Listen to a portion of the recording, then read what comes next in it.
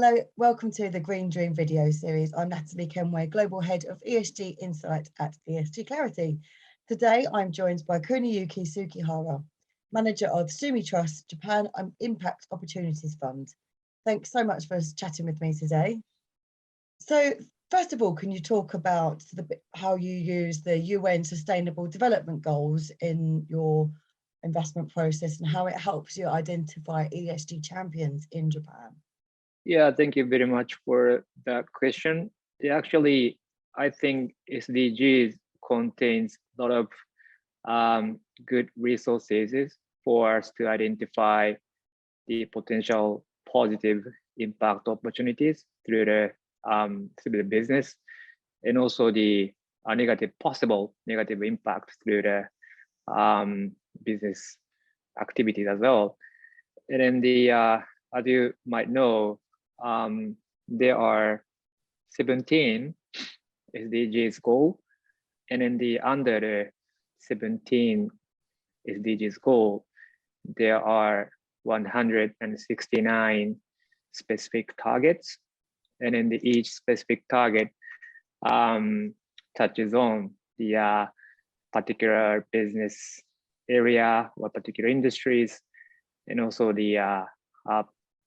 some area of the issues. So by deeply understanding the meanings of the 169 SDGs targets, we believe we can identify the both positive and negative impact through the business activities. So that's why, for our perspective, the SDGs 169 targets are kind of compass for us to predict the future longer term business opportunities. Because my question is what the definition of the positive impact and also the definition of the negative impact, because I think each country has specific issues, and then also each person may have some specific issues or problem, and also that each region in the world has specific issues or problems. So 169 targets are jointly agreed targets in the over 190 countries through at the United Nations. So from that point of view, I think the 169 targets are the kind of globally confirmed issues and also potential positive and negative impact. That's why SDGs, from my perspective, is very helpful to understand both business opportunities and the impact opportunities. Yeah, fantastic. And as you say, the sustainability credentials and what people consider ESG can be specific to countries and individuals. So what does an ESG champion look like in Japan? Do you have any examples, or do they tend to appear in more sectors than others? Firstly, I think the sustainable companies have the decent corporate governance structure, and also the decent mindset of the corporate management for solving the 169 SDGs targets. And in other words, even if the business itself looks okay, and the business itself looks to show the longer term growth potential, I think unless without quality of the corporate management, it is not that easy for the company to sustainably run the business for longer term, and also achieve the positive impact with minimizing the negative impact. From that point of view, quality of the corporate management is one of the big components for us to identify. And also the how they treat their employees is also the important component, because business typically is run by the people. So the not only the corporate management, also the employees are important component for us to assess if it is sustainable or not. And also the business strategy point of view, I think business strategy should be looking at the both potential positive impact and a negative impact. And then that strategy needs to be adjusted as time goes by toward the generating positive impact with minimizing negative impact, because global issues or global problems are changing as time goes by, and then also the people's mindset is a little bit changing. So from that perspective, corporate management, also the business strategy itself, need to adjust themselves toward the positive impact with minimizing negative impact. And so also the intention of the corporate management to talk with the stakeholders, including investors like us, and also their suppliers, and of course employees, and sometimes competitors, because companies should be run by taking care of the all relatives, stakeholders. So from investors' point of view, corporate management needs to have a face-to-face meeting for us to understand their longer-term target, and also the longer-term, how they behave in the society, and how they behave on this planet. So from that point of view, if corporate management want to spend time with us periodically basis, is another component for us to identify if the company have some intention to improve themselves for responding to the broader needs from the stakeholders. So so therefore the business management and also their mindset are some of the key components for me to firstly touch on. Fantastic. And here in Europe, we've seen increased legislation and regulation around ESG for credentials, encouraging more companies to consider this. How is that panning out in Japan, if at all? Do you think we'll see more policy there, encouraging companies to think about the sustainability credentials?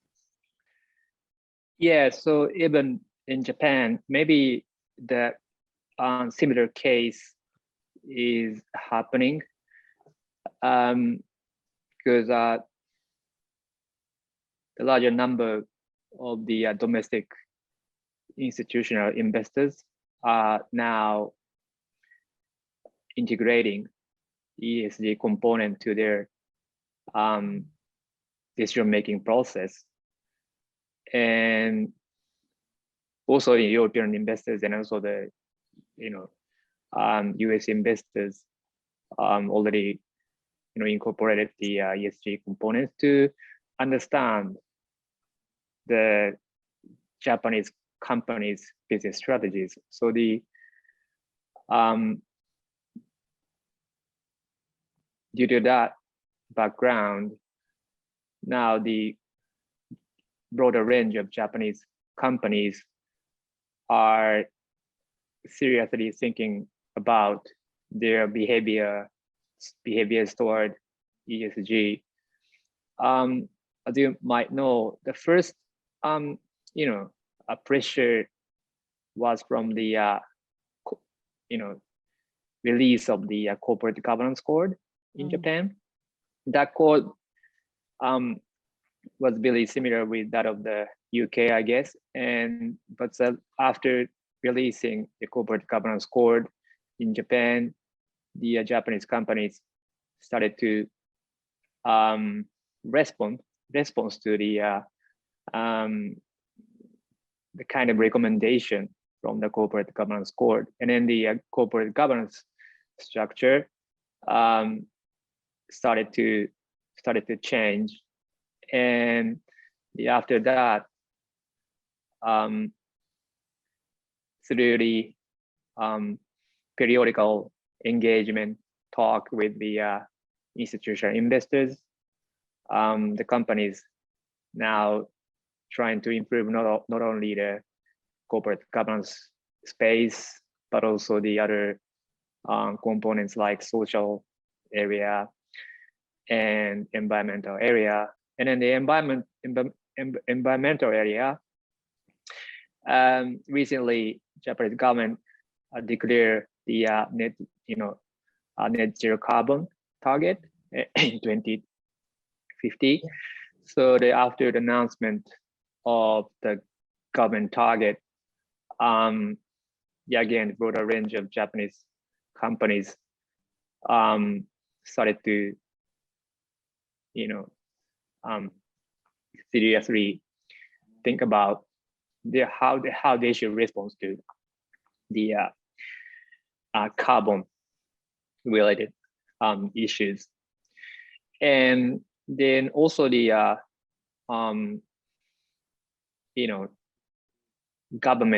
corporate governance code repeatedly upgrades to further encourage Japanese companies to improve ESG areas. So the upgrading recommendation from the corporate governance code continue to push the Japanese companies to change themselves for the better ESG behaviors. And more recently, Tokyo Stock Exchange is planning to change the structure, the listing categories in the Tokyo Stock Exchange, and then the current listing criteria are planned to be divided into the three areas. One is the prime, the second is the standard, and then the third one is the growth area. And then if the company wants to be listed in the prime section, is the top tier of the Tokyo Stock Exchange. The Tokyo Stock Exchange now encourages that kind of Japanese companies to disclose TCFD type disclosures, as well as the appointment of the more than half external directors at their board. So so not only government but also stock exchange and domestic investors generally, I think, promote companies to change or improve their behavior toward the ESG. So yeah. Great, fantastic. So on that note, what is your outlook for the coming year in terms of ESG integration across Japan? do you anticipate the universe that you can look at will be expanding? Firstly, the money flow more in broader range of the domestic investors would look at the ESG driven investment strategies, because currently larger institutional investors, some of them are still thinking the balance between the longer term return and ESG behavior. In the past, I would say in the past, companies with good ESG behavior did not necessarily perform well against the market. So the if purely thinking about the return, longer term financial return perspective, even larger domestic investors are thinking about the balance. So as time goes by, those investors are shifting toward ESG,